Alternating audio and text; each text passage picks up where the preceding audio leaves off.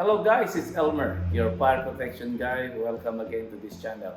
Today I'm here in a F128, FT128 Brooks fire indicating panel. We are going to replace two detectors here, addressable photoelectric detector. The type of detector is 444 Brooks. There are some other type, but for you to know which the type of detector that is present right now on site, my suggestion to you is to remove one of the detector. For example, that detector, you can remove that and check what is the type of detector or the model number. In this case, what they have here is a 4401 Brooks. Okay, so what we need here is an addressable tool. This one.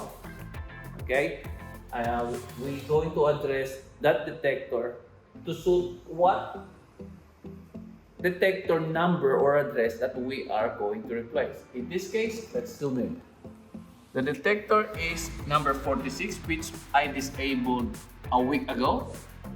That's detector 46, and then the other one, 40, and the other one is 46. So we're going to address our Panasonic 4401, that one, using this tool. Okay, so that's an SA and an SB, and it's connected to SA, SB of this tool, addressable tool. And then we switch on. All right, so this is pretty new to me. I mean, the tool is new. I purchased that, but I haven't removed the plastic yet. So we can read we can address that by pressing the number. So we want number 40, and then we press right. So that will be number 40 detector. Okay, so that's 40. So what you're going to do next is to write down in your detector that this is number 40. The second one, this detector. Right? We're going to put this clip to this. Right. Sorry, it's very hard to work in one hand, so bear with me.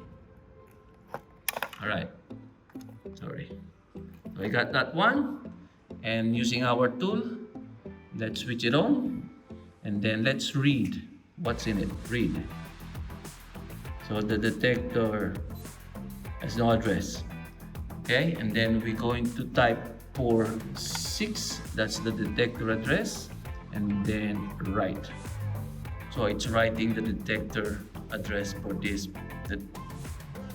Okay, so we got 46, and then we write here that this is number 46. Okay, and then we're going upstairs and replace the old detector. One thing good about in this site, it has an updated floor plan. So number 40 is it says here zone 4 46. So let's zoom in at zone 4 46. That's the detector, and it's located in level 1 common area in front of unit 13. And the next one is zone 6 detector 40. Okay, that is in level 2, stay in front of unit number 20. Okay, let's go. So this is the detector that we are going to replace. That is number 46. Now, why are we replacing detector? Because they have reached a contamination level that the fire panel saying it need to be addressed. Either you replace it or clean the detector. In this case, this type of detector is not cleanable. You need to replace it. It's better for you to replace. So let's get that detector. Okay.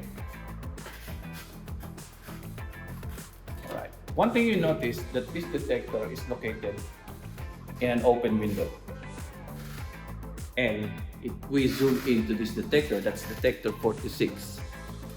Okay, this detector is so dirty. Alright, so we get our 46. So its detector is 4401.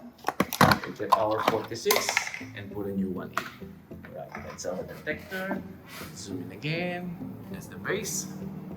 And then detectors there. And then in. Okay. And then let's go to the next detector, 40. So I'm here now in the second detector.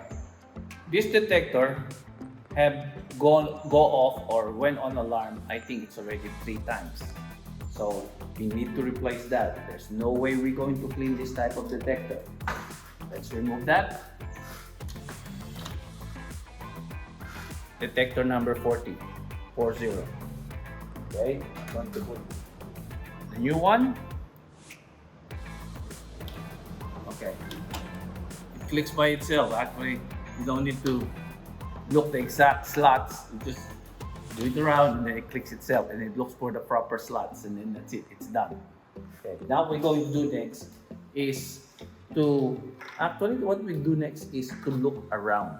There are lots of detectors here that requires replacement. Because what I noticed is there's window there, there's window there. So this is an open area. So detector here are likely to have insects, like that one. Alright? That detector has something like a spider web on it. And this detector too. So this detector are mostly have insects in it. So best to advise this building management to replace all the detectors. There's not much, there's only a few. Okay, let's go back to the fire panel and put these detectors to normal. So we're back on the fire panel. You notice that 46, 40, number 40, and the next one is 46. Both are disabled. So we're going to enable those detectors. So access, log on information only 0, and I choose building officer or service personnel. So let's start service personnel. Okay, and then accept. All right, and then it's asking for password. There's your password. 22, 22, 22. There you go. Right, and then we're going to disable and re-enable. And then accept, and then disable zone, disable a zone address, disable output, re-enable a zone address, accept. So that is the existing one. So if we accept that, we are just re-enabling that address. So accept. Alright. And the next one, accept. So the list now is empty. So both two detectors, the disablement light is gone. So those two detectors are now back to normal. And then we exit, we exit, we exit. All good. Service, there's still some there. Let's check what that problem is. We were able to clear that service light by fault acknowledgement. So we went to the service menu and then acknowledge that. How do we get to the service menu? We go back again, access, and then I want building service, and then accept again, and then password again. It's useful. The problem with this fire panel is every time you exit, you have to do it again and again. So what I did, I go to maintenance, which is number 8. Maintenance 8, and then accept, and then acknowledge service signal. All right, so if that light is on, if I acknowledge the service signal, fault acknowledge, and that light will clear. Okay, good. So let's return, all clear. All right, I hope you learned something today. This is Elmer again, your fire protection guy. See you next time.